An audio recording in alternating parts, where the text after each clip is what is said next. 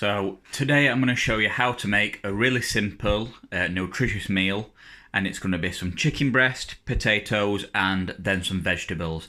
It's really easy to make, and you can make it with a Ninja Foodi very easily. So I'll take you through step by step what you need to do. As you can see, we've got some necessary extras, which is the metal trivet and something to add some seasoning on if we choose to do. We've also got some optional extras in terms of seasoning. So I've got Italian seasoning, some salt, some pepper, and some olive oil. But you don't necessarily need all those. Those things are optional. They're just what I'm going to use because I like that. So I'm going to show you the chicken breast first and what we need to do with that. And then I'll take you through step by step, really beginner friendly, how to make this meal. And it doesn't take very long. And you can put some away, you can put some in the fridge, so it's good for quite a few meals as well, depending on how much you make. So the first thing to do is get the chicken breast ready. Now, I've used all the chicken breast on that pack, but you certainly don't need to. You can still follow the same instructions. And the first thing I'm going to season it. So I find this really helpful. It really helps with seasoning, and it helps just rub the oil and things like that on it. So I've just mixed in some seasoning that I'd like.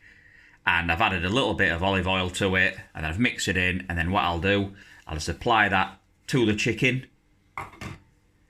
and then I'll come back after I've finished that, and then I'll show you the next part from then. So after we've seasoned the chicken, what I'm going to do, we're now going to add it to the Foodi, and we're going to use a setting called Sear/Saute. Now I've actually turned this unit off, just to show you from the beginning how to get to it. On other versions of the Foodi, it's just as simple.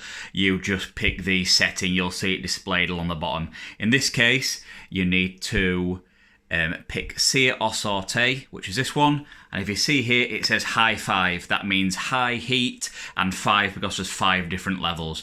And we just click, start, stop there. Now normally, what you could do in order to make sure this is already heated up, if it just takes you a couple of minutes to season the chicken, you could already have this started beforehand so that it's hot by the time that you do it. And what we're going to do, we're going to sear slash saute function on this Ninja, the chicken breast, just to give it a nice colour to the outside before we actually pressure cook it. And all we need to do, it's just a case of adding them to the actual pot. So I'll show you for a couple. So just add it, and again, in a couple of minutes, it'll start making a sound as it starts to cook it. So just add these to the bottom. Try and space them out, but it doesn't fully matter. And we just add those there. And we're going to give it a couple of minutes, and then I'll show you what to do next. But basically, we're just going to turn them over after about a minute. And just leave it a couple of minutes until it's got a nice colour, and then we take it back out, and then we move on to the pressure cook part. So this is nearly done, not long now, and then I'll take them out and show you what to do next. So now that's done, we're ready to start pressure cooking. And what we're going to do first, I've washed and cut up some potatoes, and I've already got my vegetables ready. So we're going to add the vegetables first. Yeah, and all you need to do is just pour these, and I'll show you on camera in a second. All you need to do is add these to the bottom. It's just making a slight sound because I've now turned the Sear Saute function off, which is what you should do after you take the chicken out, so there'll be some residual heat, which is fine. And then what I'm going to do, I'm going to add the potatoes. Normally I'd add a little bit more vegetables, but today I'm just going to add these. So I'm going to add all these potatoes. I'm just going to make sure that it's mixed in a little bit. So again, it doesn't have to be anything special, just mix it around.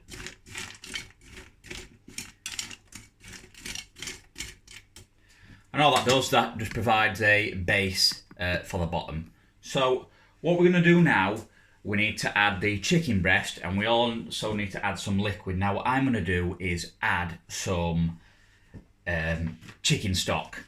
So I'm going to add 3 different cubes, and I'm going to add some hot water. And one tip I will give you, when pressure cooking, if you use hot water, that'll help because it'll then decrease the time it takes to get up to pressure.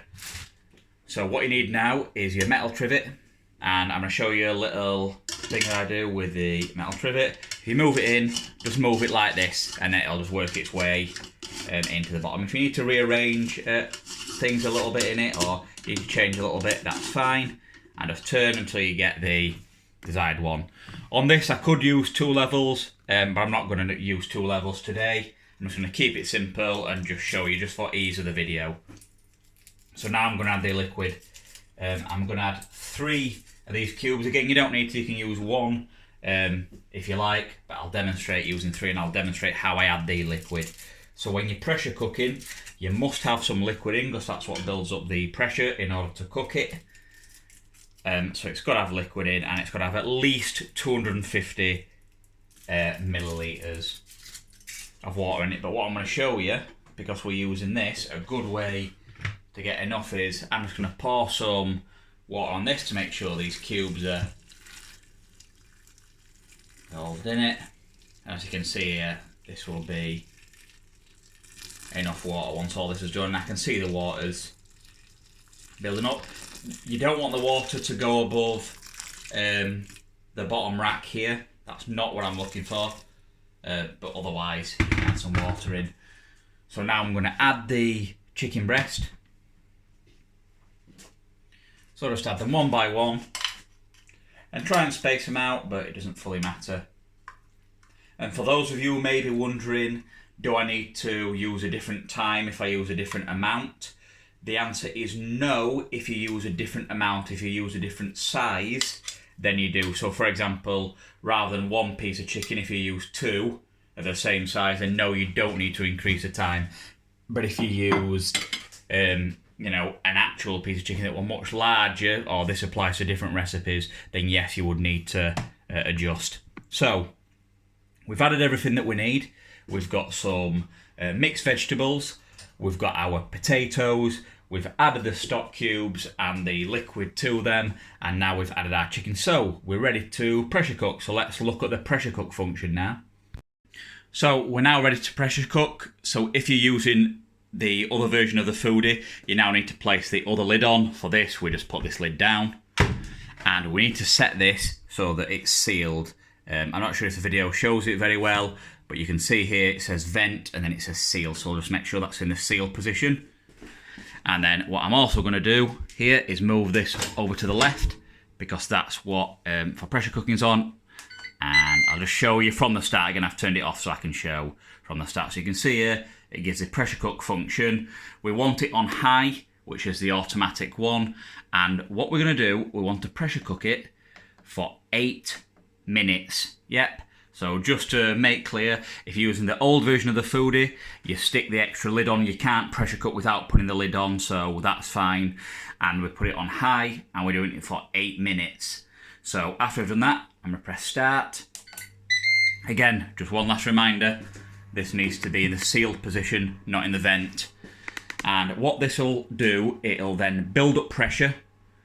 And after it's built up the pressure, it'll then pressure cook for 8 minutes. And then after the 8 minutes, we're going to check it. We're going to do some temperature checks just to be safe. And then we should be good to eat. So I'll come back when that's all done. So we're just coming to the end of the pressure cook now, which is the 8 minutes. And now it's counting up again to show you how long it's actually been after it's finished. So what you need to do after this is then leave for a further 3 minutes, and then what we're going to do, we're then going to release this valve. So when that gets to 3 minutes, I'll show you that bit. So I've left it 3 minutes, and now what we're going to do, we're going to release the pressure. Because a lot of steam comes out, I actually recommend you use something to do this, just to be crystal clear. And what we'll get the steam come out, and we'll let that all run out before we take the lid off. You must let this run out before you take the lid off. So I'm going to turn it now, and as you can see, that comes out. So that can take up to a minute to do, so I'll come back when that's done. So now that time has passed, what we're going to do, we're going to have a look, and then we're going to do a temperature check. One thing just to let you know, you must never, after cooking, when there's any heat whatsoever, lift there. Yeah, this label's still on here, and I'm going to keep this label on here. You must lift it here. Do not lift it here because the steam will then burn you. It'll cause a scald.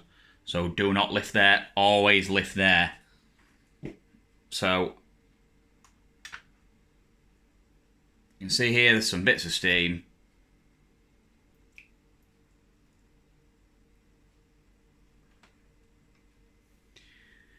And here's the finished product. So, what we always need to do is do a temperature check. Yep, now chicken, in order to have been cooked properly, needs to be 75 degrees. Yep, that's degrees Celsius. In Fahrenheit, it's 165. So in Celsius, 75 degrees. In Fahrenheit, 165.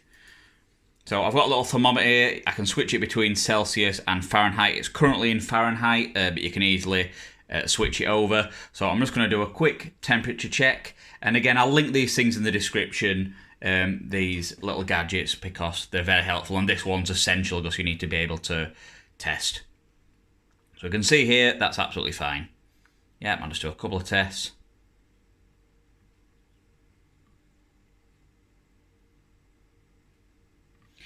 Yeah, so that all seems good to me, and I'll just do, again, some random checks. So now that's all done, what I'm going to do, I'm going to take the rest of the food out and I'll show you what it looks like, the finished product.